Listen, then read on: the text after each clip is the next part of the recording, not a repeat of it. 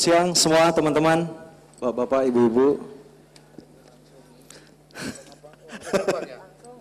Nah, mungkin sebelumnya bisa saya cerita sedikit kenapa kita ini mengundang. Ini saya kayaknya lebih sreg kalau saya manggilnya Mas ya. Mas itu boleh katanya. Mas boleh. Mas itu boleh. kalau asal jangan Om, Pak. Ya kalau Om belum. Kalau di ya. Twitter dipanggil Om juga nggak suka. Mas itu muda tapi pantas dihargai. Ya.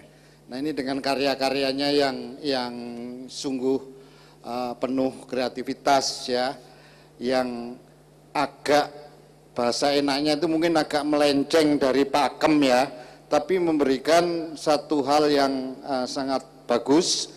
Yang saya ingat ini adalah untuk Mas Joni Anwar, ini adalah Joni Anwar kata Bapak. Joko Pak. Saking yang disebut ini adalah filmnya ini Janji Joni ya. Janji Joni itu memang menurut saya suatu film yang sangat bagus ya. Dan saya sendiri sebetulnya ada pengalaman yang agak menarik bagi saya, karena saya dulu juga punya kenalan itu tukang pengantar film. Kenapa saya itu harus kenal sama dia? Karena salah satunya saya bisa ikut nonton di ruang proyektor gratis atau di belakang layar. Jadi filmnya itu kebalik gambarnya. Jadi, tapi ini pada kesempatan ini mungkin langsung saja ya, biar ini Mas Abang Joko Anwar ini menyampaikan sharingnya ya, terutama ide-ide kreatif dan bagaimana cara awalnya muncul sebagai seorang aerospace engineer yang tadi sebetulnya dekat dengan ilmunya Pak Habibie, tapi kemudian menelorkan Janji Joni. Silakan. Selamat siang semua. Mungkin bisa dimulain ininya Pak, slide-nya. Saya berdiri karena kalau duduk perutnya terlalu besar. Jarang syuting, karena syutingnya cuma 2 tahun sekali. Tapi oke kok duitnya. Saya mau cerita sedikit sebelum saya cerita cara ngambil ide dan bagaimana cara merubah ide menjadi sesuatu yang menghasilkan. Saya mau cerita dulu sedikit background saya dulu kecil seperti apa. Bisa di next.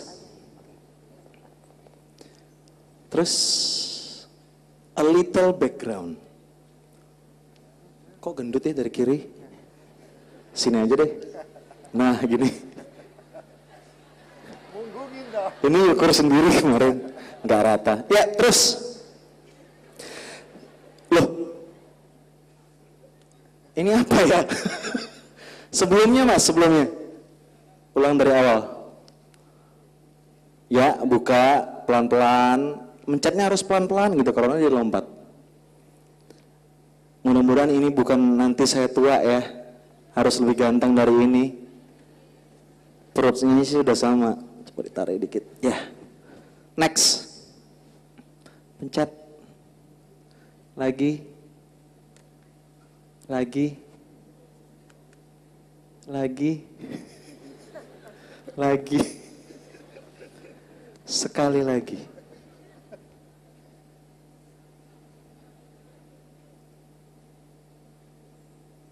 Dibiarin. Nggak bergerak kalau dibiarin. Pencet 1. Nah. Sekali lagi Mas. Nah. Ini saya dulu waktu kecil, saya kebetulan lahir di sebuah tempat yang tidak begitu menyenangkan buat seorang anak lahir dan tumbuh berkembang. Saya lahir di Medan, tapi bagian yang paling Medan dari Medan. Ada sebuah wilayah namanya Amplas, itu Bronxnya Medan. Waktu kecil saya nangis terus. Dulu saya bule mukanya, tapi kan nangis terus jadi hitam. Next. Sekali lagi. Jadi masa kecil tadi terbakar ya, makanya hitam. Terus di dekat rumah saya itu ada sebuah teater, bioskop, namanya bioskop remaja. Cuman satu-satunya di Medan bioskop Dan namanya pada waktu itu dekat rumah saya namanya bioskop remaja. Namanya remaja tapi kebanyakan muter film dewasa. XX. Sebi kata anak muda sekarang. Selain film-film yang semi yang nggak saya tonton karena saya orang yang baik, saya nonton film-film silat. Dan pada waktu itu saya nonton di bioskop karena saya nggak punya duit, saya nggak nonton dari masuk beli tiket. Sama kita Pak, cuman saya dulu ngintip dari lubang angin karena dulu nggak ada AC, jadi ada ventilasi. Saya nonton dari lubang angin.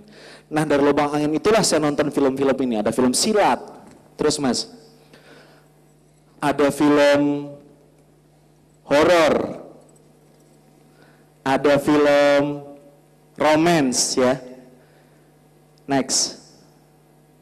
Oh bukan yang ini, satu lagi. Satu lagi. Loh, kok anak kecil lagi? Harus diulangi lagi berarti ya. Next Mas, terus sekali lagi. Sekali lagi. Sekali lagi. Nggak apa-apa, lewatin aja yang tadi. Sekali lagi. Yang mau PowerPoint-nya nanti saya kasih ya. Ada yang mau? Nah dari film-film itu saya melihat tempat-tempat di luar kehidupan saya. Saya melihat kota-kota yang indah. Next. Saya melihat kehidupan di luar keluarga, kehidupan keluarga saya. Kehidupan di luar dari lingkungan di mana saya tinggal. Dan tempatnya kumuh sekali, semuanya orang miskin. Nah dari nonton film-film itu saya muncul dua keinginan di dalam kepala saya. Next. Pertama adalah keinginan untuk menjadi seorang filmmaker. Kenapa menjadi seorang filmmaker? Karena dari nonton film saya menjadi terinspirasi untuk mempunyai kehidupan yang lebih baik. Saya terinspirasi untuk mendapatkan kehidupan yang lebih dari kehidupan yang saya dapatkan pada saat itu. Next, saya juga ingin melihat dunia karena lewat film saya melihat banyak dunia-dunia lain yang indah, yang lebih bagus dari kehidupan yang saya jalani pada waktu itu. Next. Sehingga saya pada waktu itu bercita-cita untuk jadi seorang filmmaker. Nah saya sekolah dari mulai SD. Dulu nggak masuk TK karena nggak sanggup secara ekonomi, jadi langsung masuk SD. Nah di SD karena kebetulan tidak ada satu mata pelajaran pun yang saya sukai, walaupun saya pintar banget. Nilainya 100 tapi nggak ada yang saya sukain. Next. Terus saya akhirnya karena pada waktu saya, nggak tahu sekarang ya, pada waktu saya dulu sekolah itu tidak memberikan kesempatan kepada seorang anak untuk bisa pertama mengetahui potensi dia di mana. Yang kedua, tidak mendukung anak untuk bisa mengasah potensinya menjadi sesuatu yang lebih real. Sehingga saya memutuskan untuk jalan zigzag. Saya pada waktu itu mencoba untuk masuk IKJ, tapi ternyata IKJ saya baru tahu adalah sebuah sekolah yang masih swasta, jadi masih mahal, praktek untuk bikin filmnya juga sangat mahal, sehingga karena tidak sanggup nih orang tua saya untuk menyekolahkan saya sekolah film, akhirnya saya mengambil jalan zigzag. Saya mencari sekolah yang bayarannya murah pada waktu itu, tapi bisa memberikan saya kesempatan untuk belajar menjadi seorang filmmaker. Next, saya masuk ke ITB. Saya mengambil jurusan teknik penerbangan.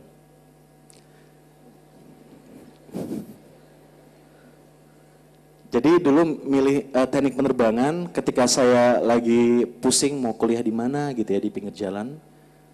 Terus makan sate Padang, tiba-tiba ada pesawat tempur terbang di atas. Saya langsung ingat film Top Gun. Terus teman saya bilang, kamu masuk teknik penerbangan ITB aja. Keren ya? Keren, nanti pakai itu baju werpak itu yang shred gitu. Rambutnya botak kayak Tom Cruise. Pakai anting satu di sini. Ternyata ketika saya masuk ITB, next, nggak kayak Tom Cruise, saya begini. Nggak pakai werpak. Belajar terus karena dulu ketika di ITB belajarnya ujiannya misalnya, ujiannya itu cuma satu kalimat aja. Ada rumus ini, kalau mungkin kalian kalau belajar yang ada hitung-hitungannya di kuliah sekarang, ada alfa, omega, ini dari mulai alfa sampai zeta dipakai semua simbolnya. Cuman satu kalimat, ujiannya cuman disuruh buktikan. Nurunin rumus 20 halaman. Hasilnya seperti ini. Dan dulu saya masuk ITB itu bukan karena tidak ada sebab, karena saya ingin masuk yang namanya Liga Film Mahasiswa ITB, sebuah klub di mana kita bisa belajar bikin film. Ternyata ketika masuk ITB, saya nggak keterima masuk Liga Film Mahasiswa. Katanya, kata seniornya saya suka ngelawan. Nggak tahu juga ngelawan kenapa, karena dia suruh waktu pertama kali masuk klub itu, disuruh nulis peraturan Liga Film Mahasiswa ditempel di dinding. Dan saya nggak mau bikin karena buat apa gitu ya. Akhirnya udah saya kuliah aja. Next. Ketika kuliah, saya mendaftar ke banyak PH-PH. Banyak PH-PH tapi tidak diterima karena katanya latar belakang saya tidak ada seninya. Apalagi film, seni aja nggak ada. Akhirnya saya memutuskan untuk jadi seorang wartawan. Next, ini kayak kecepatan. Saya jadi seorang wartawan. Jadi seorang wartawan dengan harapan saya bisa ketemu orang-orang film dan saya bisa quote unquote bahasa Inggrisnya bullshit my way into the business. Ternyata ketika saya jadi wartawan di Jakarta Post, saya tidak disuruh ngeliput soal film tapi malah disuruh bermarkas di Polda Metro Jaya untuk meliput kriminal. Hari pertama meliput buat Polda Metro Jaya, saya dikirim ke Kampung Rambutan, terminal, karena ada 5 orang yang diteriakin maling, terus dibakar di terminal Kampung Rambutan. Stres. Next. Terus saya berhenti jadi seorang wartawan dan saya menjadi seorang kritikus film. Karena saya berpikir kalau misalnya saya jadi kritikus film, mungkin saya bisa kenal sama orang-orang film. Ternyata ketika saya jadi kritikus, saya dikenal sangat bitchy banget. Kalau bahasa ke Twitternya, nyinyir banget gitu loh. Nyinyir banget sehingga saya dibenci sama orang-orang film justru. Jadi malah susah untuk masuk ke film. Next. Akhirnya saya memutuskan untuk bikin film sendiri aja. Saya bikin film sendiri, film pendek. Senyum jadinya. Dan dari film pendek, karya-karya saya mulai dikenal.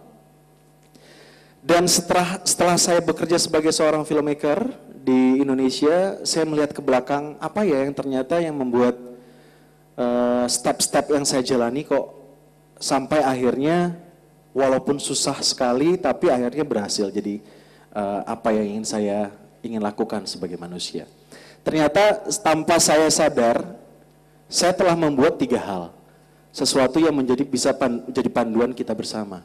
Kalau misalnya kita naik mobil ada yang namanya GPS, Global Positioning System. Dalam hidup juga ada yang namanya GPS, which is buat saya itu goal, di bawahnya ada plan dan strategi. Goal itu misalnya kalau saya misalnya ingin menjadi seorang filmmaker, saya membuat plan, apa yang harus saya ambil langkah-langkah apa untuk bisa menjadi seorang filmmaker. Itu adalah plan. Nah, strategi itu adalah sesuatu yang kita bikin kalau plan kita misalnya mentok, kita harus mengambil jalan yang seperti apa.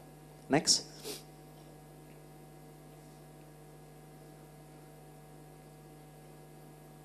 Nah, ini saya bilang tadi ya, goal.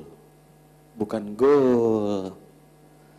Contohnya, kalau saya bikin seorang filmmaker, goal saya bukan untuk bikin film, karena untuk bikin film itu gampang sekali, apalagi sekarang. Tinggal ngambil handphone, misalnya kita bisa bikin film. Tapi yang saya maksud dengan goal di sini dalam saya membuat film adalah yang pertama, what am I trying to say? Apa yang ingin saya katakan lewat film-film saya? Terus filmmaker seperti apa saya ingin orang menganggap saya atau mengingat saya ketika saya mati nanti? Itu adalah goal saya. Dan untuk mencapai goal saya bikin plan dan strategi. Jadi kalau misalnya teman-teman sekarang ada yang pernah nonton film-film saya nggak sih? Ada ya? Coba angkat tangan dong, saya mau lihat. Oh, pantesan kurang laku ya. Laku kok, laku. Tapi kalau nonton semua kayaknya lebih laku lagi. Kalau misalnya teman-teman lihat film-film saya, pasti teman-teman tahu bahwa saya bikin film tidak terlalu sering ya, 2 tahun sekali. Dari mulai tahun 2005 ada Jenny Johnny, 2007 ada Kala, 2009 ada Pintu Terlarang, dan tahun lalu ada Modus Anomali. Tapi dari semua film-film saya telah berhasil menciptakan sebuah brand name. Kenapa dalam berkarya pun kita harus men-treat kreativitas kita sebagai brand name, nanti saya jelaskan. Next.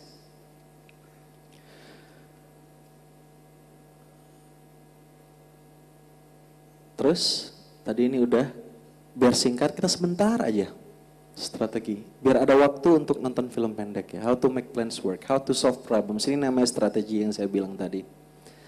Next. Nah ini mungkin bisa dimatiin lampu. So far yang sudah saya kerjakan, kita bisa lihat sebentar. Ini kalau ada adegan yang kayaknya kurang gimana, agak serem, ingat itu cuma special effect ya. Buat beneran, saya orangnya baik.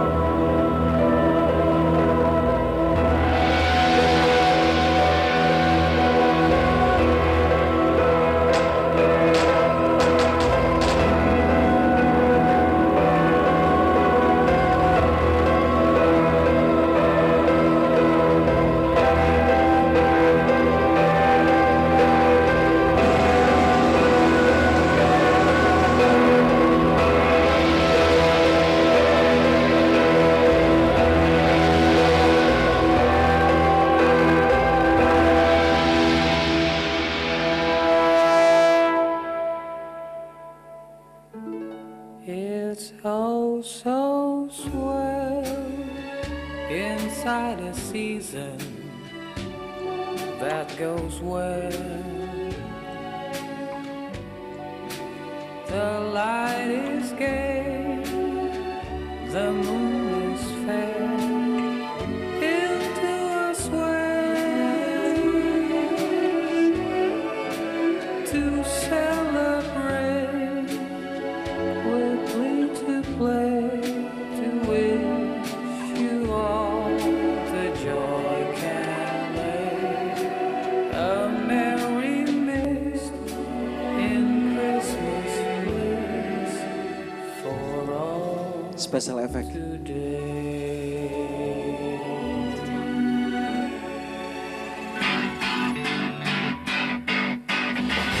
There's a mighty love, strictly from the bottom, simply from the head. Yeah.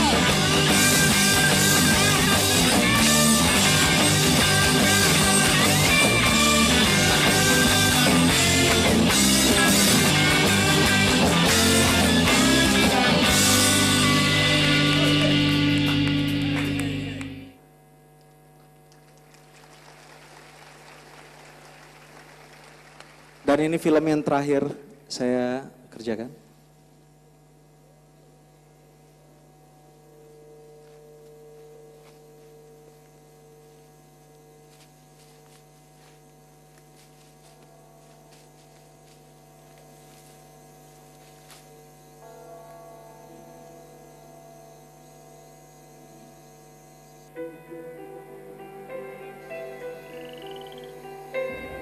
Hi, honey. When are you coming home? I'm done here. I'll be home tonight. Okay. See you, love. Bye, honey. Halo.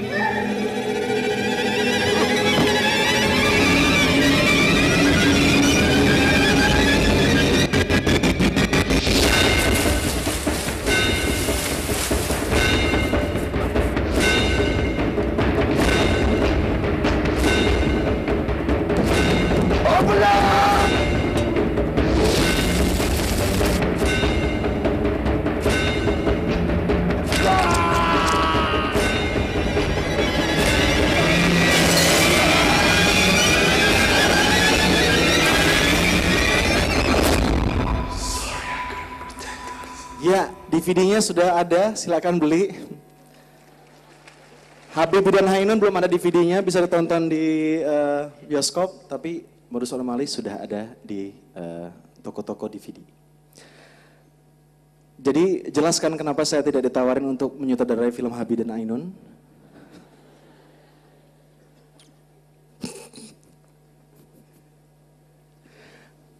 Oke, by the way, film terakhir tidak disponsori oleh Bank Mandiri, katanya ada darahnya, tapi next film saya tidak ada darahnya. It's a romantic comedy, judulnya The Last Wedding on Earth atau Pernikahan Terakhir di Bumi. Katanya Mandiri mau sponsor ya Pak ya? Amin. Oke, ini saya mau cerita sedikit, mau share sedikit how to be creative ya. Dan kenapa kita harus jadi kreatif dalam hal apapun yang mau kita lakukan di bisnis apapun. How to be creative. Yang pertama harus kita lakukan adalah next. Kok kebalik? Oh memang gitu. Kita harus summoning ideas. Kita harus mengumpulkan ide. Bagaimana cara mengumpulkan ide atau bagaimana cara memanggil, summoning itu bukan mengumpulkan tapi memanggil ide. Saya selalu, kalau saya ditanya misalnya, Bang Jo gimana sih kalau misalnya Anda bikin film, ide-ide datang dari mana? Saya selalu bilang bahwa ide cerita itu seperti udara. Dan kalau divisualisasikan, ini sekarang di ruangan ini, itu banyak sekali ide cerita. Kalau misalnya orang di sebelah Anda lagi ngomong, dari mulutnya keluar alfabet, huruf-huruf, melayang menjadi ide cerita. Ketika orang buka majalah, surat kabar, itu yang mereka baca keluar menjadi alfabet, melayang di udara, membentuk ide-ide cerita. Nah, kita harus bisa mempunyai antena yang bisa menangkap ide-ide cerita yang ada di sekeliling kita. Yang pertama, kita harus bagaimana cara kita melatih supaya kita peka terhadap ide-ide cerita. Kalau Anda menjadi seorang filmmaker. Yang pertama, atau menjadi apa aja ya. Yang pertama, kita harus memberi makan otak kita dengan cara melahap informasi, apapun itu. Kalau zaman saya dulu belum ada Google. Jadi mencari informasi masih harus ke perpustakaan. Effortnya besar. Nah sekarang Anda yang muda-muda sangat blessed banget. Blessed itu apa sih? Diberkahi ya. Diberkahi banget dengan internet sekarang sudah cepat, cari informasi apa aja udah cepat. Feed your brain with information. Be an information junkie. Read everything. Twitter, Facebook, news portals, apapun itu baca. Feed the brain. Yang kedua,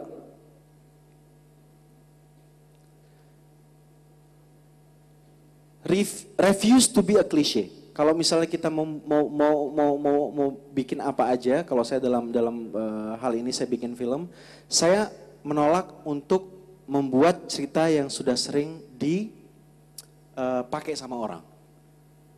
Bukan cuma ceritanya, ketika saya menulis skrip, saya menolak jika plotnya itu sudah pernah atau sudah sering dipakai sama orang. I refuse to be a cliche. Gitu ya, next. Yang ketiga, refuse to take the easy way. Kalau saya misalnya dalam menulis, tiba-tiba pasti ada yang namanya writer's block. Tiba-tiba mentok. Kalau misalnya Anda mungkin bisa diaplikasikan ke lagi ngerjain bisnis, mau ngambil ide apa, mentok. Ada orang mengambil jalan pintas. Kalau dalam film, dalam hal scriptwriting, kalau misalnya penulisnya mau bikin penonton bersimpati kepada karakternya, dia mengambil jalan pintas misalnya dengan membuat karakternya sakit, sudah mau mati, terminal illness, atau ditabrak bus buta. Banyak kan film kayak gitu di Indonesia? Banyak gak sih? Banyak kan? Kalau di sinetron udah setiap hari kayaknya klise banget ya. Marahnya juga klise. Kalau marah harus matanya gini, kayak Lely Sagita. Nggak ada anaknya Tante Lely Sagita kan di sini. Kalau misalnya sedih harus nangis. That's cliche. Refuse to take the easy way. Harus cari sesuatu yang baru. Next. Listen to advices. Next. But don't listen to everybody. Nih kalau misalnya saya bikin film, bukan berarti saya orangnya sok banget gitu ya. Saya selalu meminta pendapat dari orang-orang yang saya percayain. Saya bikin skrip, saya tunjukin ke orang-orang yang saya percayain mempunyai pola pikir yang bagus dan punya pengetahuan script writing. Saya kasih ke mereka, saya minta input dari mereka. Setelah bikin filmnya selesai juga seperti itu. Saya pertontonkan kepada orang-orang yang saya kira punya kemampuan filmografi atau menelaah film yang bagus. Dan input dari mereka selalu saya menjadikan masukan. Apakah untuk memperbaiki di film itu, apakah film selanjutnya. Tapi jangan dengarkan semua orang. Karena kalau kita dengar semua pendapat orang, kita tidak akan bisa menjadi diri kita sendiri. Misalnya saya habis bikin film, saya lempar ke publik, saya pertontonkan ke bioskop.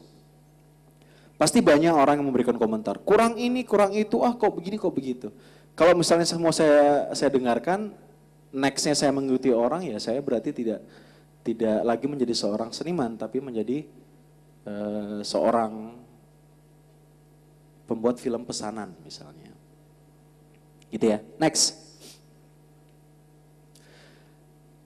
Put hours in it. Artinya harus melakukan apa yang Anda lakukan dengan tidak jalan pintas, tidak mau gampangnya aja dan memang harus lama ngerjainnya. Lama mendesainnya, bikin plan, pelaksanaannya gitu ya. Jadi nggak pintas, nggak instant. Put hours in it. Next. Be a child. Tekan lagi mas. Kenapa saya bilang jadilah seperti anak-anak kalau misalnya kita mau melakukan sesuatu. Karena kalau misalnya kita menempatkan diri kita sebagai anak kecil, kita nggak ada takutnya. Anak kecil kan nggak ada takutnya. Manjat ini, manjat itu, megang ini, megang. Waktu saya kecil dulu saya pernah hampir mati 3 kali. Yang pertama, saya mau tahu kalau misalnya sekring listrik dipegang rasanya seperti apa ya. Gitu. Saya pegang, mental ke belakang. Untung masih hidup dan waras. Enggak gitu sih. Agak kurang waras. Mungkin gara-gara itu. Terus saya dulu naik sepeda mau kemana aja tempat yang belum pernah dijalani orang saya jalanin. Akhirnya sering guling-guling, hampir mati. Next. Ini yang paling penting. Apapun yang kita lakukan, kita harus melakukannya dari dalam hati. Karena kalau misalnya tidak melakukan dari dalam hati, tidak ada sincerity di situ. Dan kalau tidak ada sincerity, produk yang kita hasilkan tidak sincere, dan kita sebagai pembuatnya juga tidak akan merasa puas dengan produk yang kita punya, apapun itu. Next. Kenapa kita harus kreatif? Ini pertanyaannya. Kenapa sih kreatif atau kreativitas seakan-akan menjadi di mana-mana diagung-agungkan gitu ya? Yang pertama karena, next. Kalau kita kreatif, kita akan menjadi unik. Dan unik itu hasilnya akan menjadi indispensability. Bahasa Indonesia tidak tergantikan. Tidak bisa di-replace, tidak bisa disubstitusikan. Misalnya sekarang kalau ada orang mau bikin film atau mau minta skrip seperti skrip yang film-film yang saya tulis thriller misalnya, ya mereka harus ke saya. Karena tidak ada lagi orang lain yang bisa. Belum ada yang bisa, mungkin nanti kalian bisa. Dan kalau misalnya kita hanya melakukan apa yang dilakukan oleh orang, kita akan dengan sangat gampang tergantikan. Misalnya, dulu akhir tahun 90-an, ketika sinetron pertama kali muncul, ya ada satu PH yang memegang kuasa banget, karena dia adalah penghasil sinetron satu-satunya pada saat itu. Tapi karena produk yang dihasilkan sangat gampang untuk digantikan, dari segi plot, cerita, production value, gambar, segala macam, banyaklah bermunculan PH-PH baru yang akhirnya menggantikan posisi dia sebagai raja sinetron karena mungkin terlalu lebih murah dari yang dia charge atau mungkin bahkan lebih baik. Jadi kita harus membuat diri kita kreatif karena apa? Karena kalau kita kreatif, kita akan menjadi unik. Kita akan menjadi unik, produk kita akan menjadi unik. Dan kalau kita unik, berarti orang harus menggunakan jasa kita atau harus membeli produk kita untuk bisa mendapatkan kepuasan yang sama. Next. Nah, sekarang pertanyaannya, bagaimana kalau misalnya kita sudah kreatif nih, kita sudah menghasilkan banyak hal. Misalnya kalau saya sudah menghasilkan film, saya punya bakat, saya punya potensi untuk menghasilkan sebuah film. How are we going to monetize this? Bagaimana kita bisa menghasilkan uang dari sini? Yang pertama, gampangnya mungkin adalah menawarkan jasa. Kalau saya mungkin menawarkan jasa penulisan skrip kepada orang. Tapi seperti yang kata Pak Habibie tadi, kita bukan cuma mencari pekerjaan, tapi how we create jobs, itu yang lebih penting. Dan dengan perusahaan baru saya yang baru saja dibentuk tahun lalu, Lo-Fi Flix, kita sudah berhasil membuat beberapa produksi film pendek. Biasanya film pendek ini adalah proyek yang buang-buang duit, karena kalau misalnya kita bikin film pendek tidak bisa dijual kemanapun. Jadi cuman untuk kepuasan batin aja tapi buang duit. Dan kebetulan saya sama teman-teman punya ide untuk punya hobi bikin film pendek. Kalau bikin film panjang kan gede ininya, biayanya dan waktunya juga panjang, effortnya besar sekali. Tapi untuk bikin film pendek kita punya hobi yang sama karena bisa dilakukan dalam sehari, 2 hari gitu ya. Tapi bagaimana kita bisa membuat hobi menjadi sesuatu yang menghasilkan uang dan membuka lapangan pekerjaan buat orang-orang lain. Nah dengan bendera yang baru kita bentuk tahun lalu, Lo-Fi Flix, kita tahun lalu sudah membuat 6 film pendek dan semuanya disponsori oleh sebuah brand. Jadi kita membuat film pendek untuk brand. Idenya sebenarnya muncul dari beberapa tahun yang lalu, 2 tahun yang lalu, saya kebetulan jadi juri di sebuah festival film di Switzerland, di Neuchâtel. Dan hari itu hari terakhir, jam 1 siang saya sudah akan dijemput untuk ke bandara. Tapi hari itu masih jam 12 siang. Sejam ini saya ngapain ya? Saya cuma punya handycam, 1 handycam kecil yang murah. Dan saya akhirnya memutuskan untuk membuat film pendek dengan pemain pejalan kaki yang bisa saya temuin dan 2 orang yang memang tugasnya menjaga saya di festival itu. Hasilnya adalah sebuah film pendek yang berjudul La Promesse yang akhirnya saya jual ke sebuah perusahaan telepon. Mungkin bisa ditonton, Mas, kita putar ya, cuma 4 menit. Ya. Oh, bukan. Sebelum. Ya.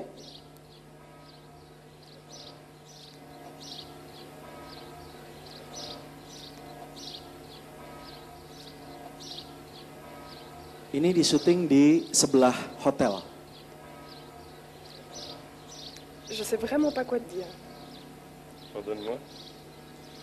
Non mais, pas une fois tu es capable de tenir une promesse que tu me fais, quoi.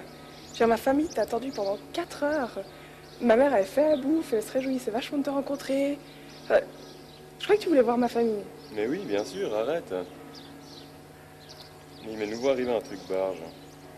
Mais tu me crois jamais. Mais comment est-ce que je peux croire qu'à chaque fois que tu me promets un truc, il t'arrive un truc barge par hasard? Mais tu sais bien, moi j'attire la poisse, il m'arrive toujours des trucs. Puis alors, qu'est-ce qui t'est arrivé cette fois?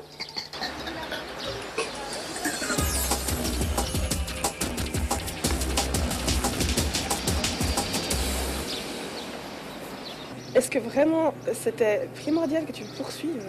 Mais oui, moi j'ai tous mes numéros de téléphone dans mon Blackberry. Mais tu pouvais pas juste m'appeler puis me demander l'adresse? Mais j'ai une mémoire pourrie, je suis incapable de me rappeler des numéros de téléphone.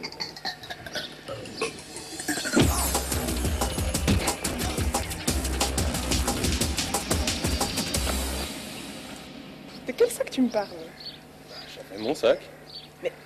T'as jamais eu de sac de ta vie. Bien sûr. Alors je suppose que maintenant tu dois les récupérer, ce fameux sac.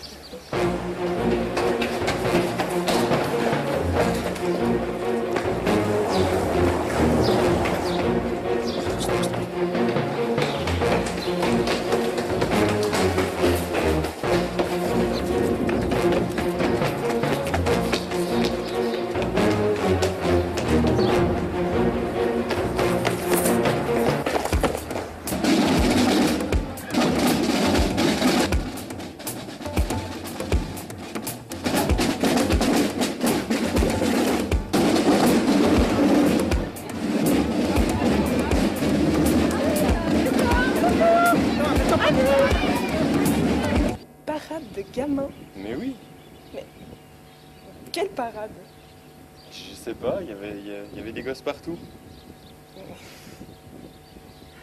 Je t'avais dit que j'étais sûr que t'allais pas me croire. Bon écoute, c'est fini quoi. Enfin, franchement moi je... Hein?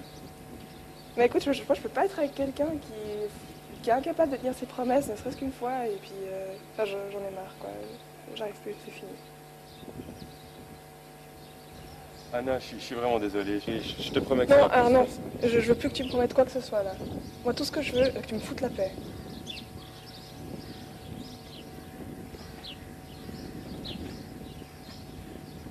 Faut que je retrouve ce sac, il y avait une bague à l'intérieur. Quelle bague? Bah, j'avais prévu de te demander en mariage dans tes parents.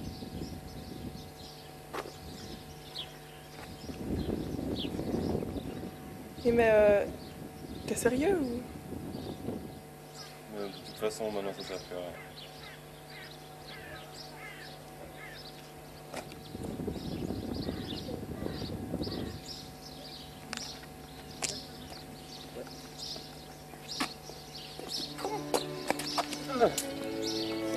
T'as pas besoin d'une bague pour faire ça. C'est bon, je te crois. Je te crois. Alors, on est bon?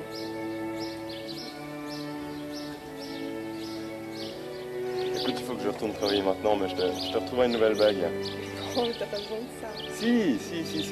Et puis, tu crois que c'est possible de réorganiser un repas avec tes parents? J'espère qu'ils me détestent pas. Écoute, faut que j'y aille, mais tu m'appelles ce soir? Promis.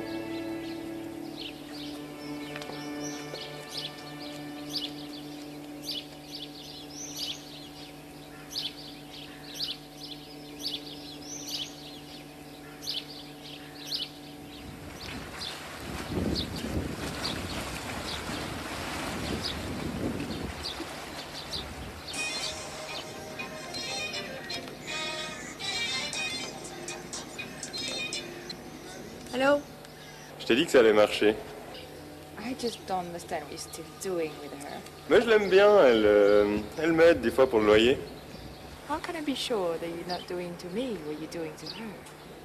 Écoute, bon, ça tu vas le voir. You mean that I'm not stupid like her? Elle est pas bête, c'est juste une gentille fille.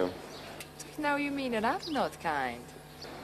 Écoute, je pense que tu es la fille la plus intelligente que je n'ai jamais rencontrée. Oh, stop giving me that bullshit. Now, darling, you just get your ass down here as quickly as possible.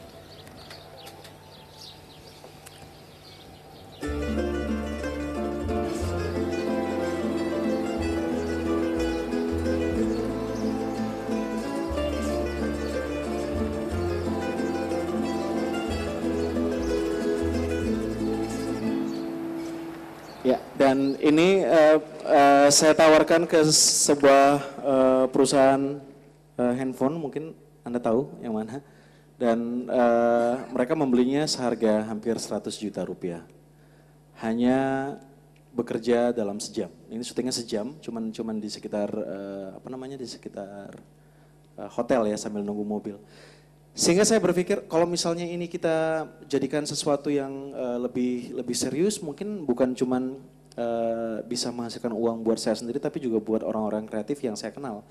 Sehingga kita bikin label Lo-Fi Flex dengan harapan banyak orang-orang kreatif yang bisa muncul bisa bergabung dengan kita untuk membuat film-film pendek yang kita bisa tawarkan ke brand. Sebagai penutup dari saya mungkin sudah tonton tapi mungkin ada yang belum. Saya akan memberikan sebuah film satu lagi. Contoh film yang kita kerjakan dari Love Affleck judulnya adalah Double Love. Silakan. Dunia itu huge. Dan cara terbaik untuk nikmatinnya adalah sebagai single. Gimana gak menyenangkan? Gue bisa pay attention ke hal-hal yang gue demenin. Dan gue bisa ngatur hidup gue dengan cara yang gue mau. Percaya deh, semua hal dalam hidup gue itu teratur banget.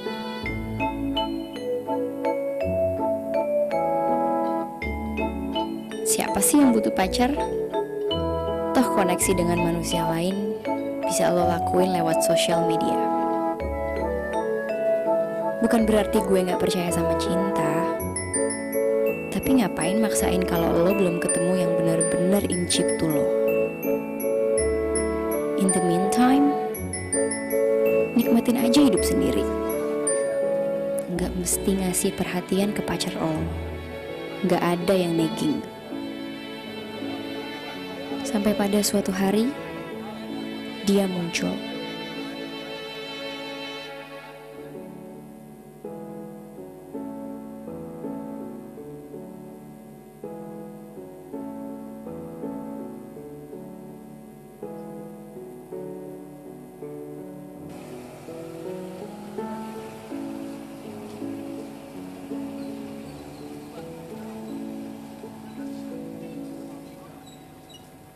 Mas,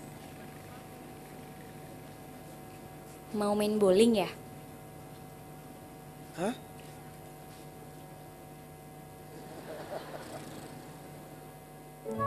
Malam itu, kita jalan berjam-jam. Ngomong ini dan itu. Umurnya 26 tahun. Kerja di sebuah law firm. Pinter banget. Kalau dia nyebutin hal-hal yang gue gak ngerti, gue senyum aja. Apa ya yang gue suka dari dia? Let's see. Matanya, bibirnya, jari-jarinya. Tunggu, gue benci jari-jarinya. Karena itu yang bikin dia gak bisa lepas dari laptopnya.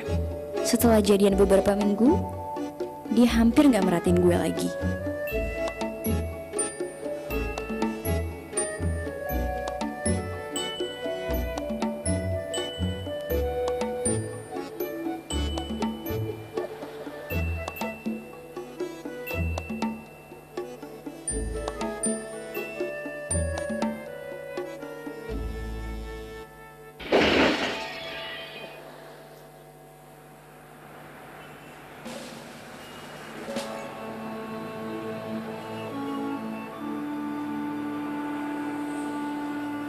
Ini kayak punya pacar, tapi gak punya pacar.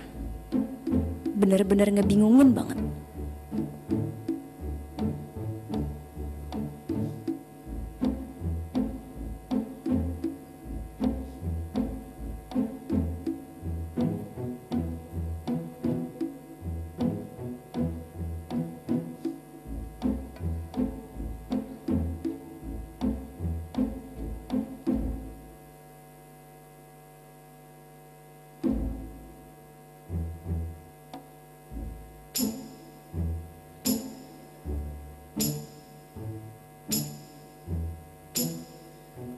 Kok gue jadi kayak cewek bego gini sih?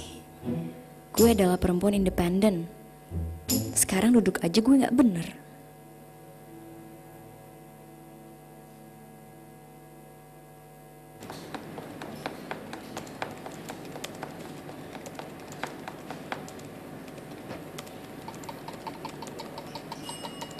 Sayang, aku habis manicure loh. Bagus ya? Bentar aja, bentar. Iya nih ngeliatin. Nih. Bagus banget kan lo. Sayang, ini gula apa garam ya? Hah? Sayang, tumpah. Ya. Gimana dong?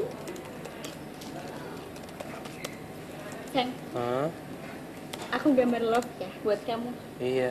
Lihat dulu dong, sayang, lihat dulu. Makasih ya. Ntar.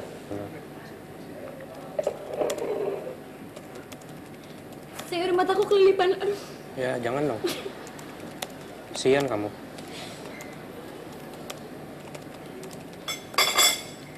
Sayang. Aduh, kamu kacamata bagus banget deh. Saya nggak bisa baca dong ini. Ya Bisa deh. makanya kamu lihat aku dulu sebentar aja. Sayang, lihat dulu sebentar aja. Lihat dulu, aku tadi udah make up sendiri cantik banget. Biar kamu suka sama aku, sayang. Aku selalu suka sama sayang, kamu bentar, kok. lihat aku. Sayang, bentar. Lihat aku bentar aja. Ya Allah.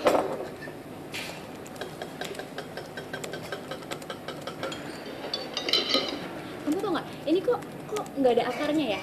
Coba lihat deh. Nih, lihat deh. Hah? Iya, palsu kali. Sayang, lihat dulu. Ada. Sekarang ada akarnya, sayang. Sayang, lihat dulu. Sayang, aku capek. Tiduran aja, tiduran. Ntar lagi aku kelar kok. Sayang, tolongin aku dong. Sayang. Aku nggak bisa nafas. Aku nggak bisa nafas.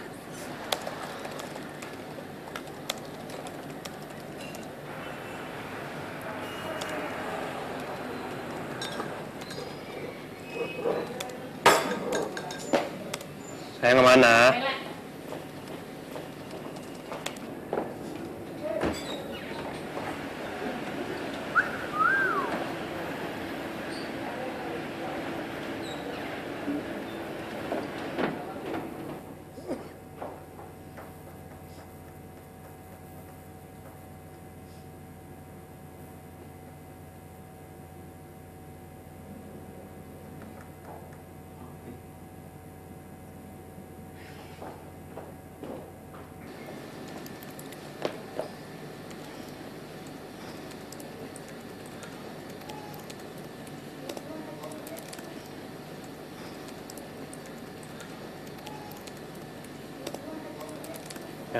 Yang.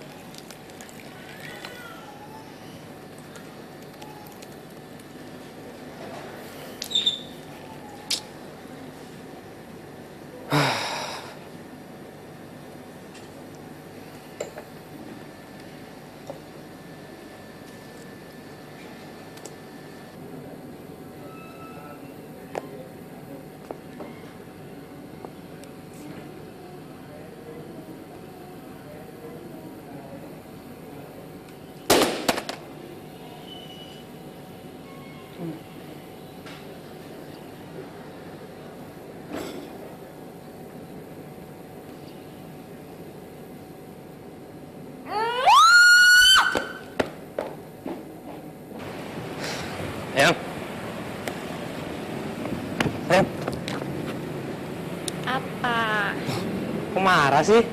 Ya kamu sibuk banget, aku capek dicuekin. Ya ini kan kerjaan sayang, kamu juga tahu nih penting. Please deh. Ya udah, sayang mau apa sekarang? Sekarang kamu pilih aku, apa pilih laptop kamu?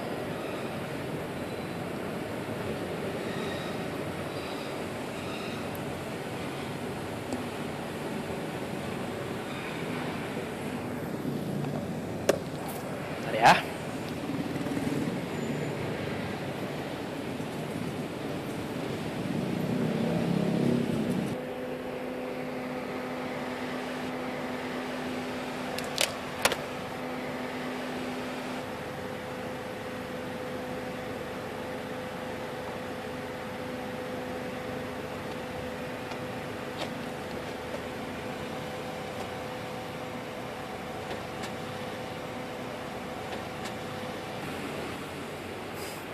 Ini gimana dong, Yang?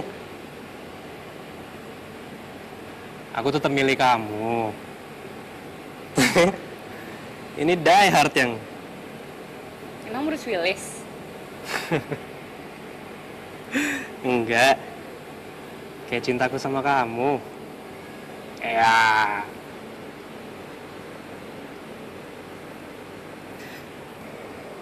Gimana dong? Gak apa-apa kan jadinya kan?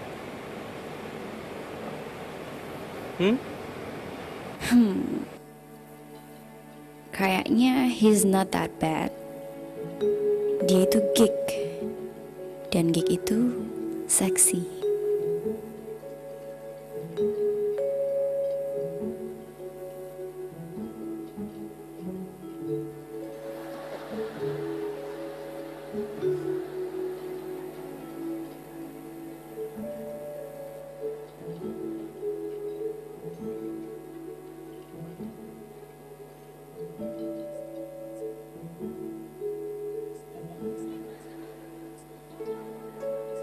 Dunia itu huge.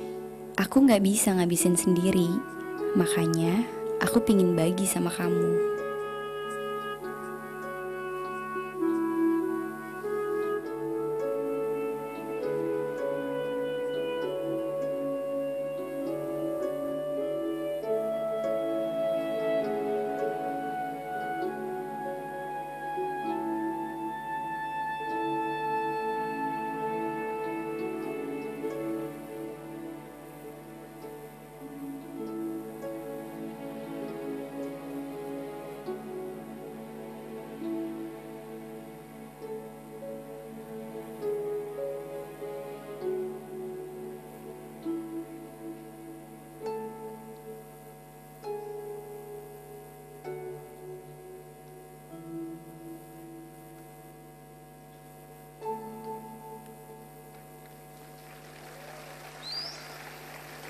Makasih.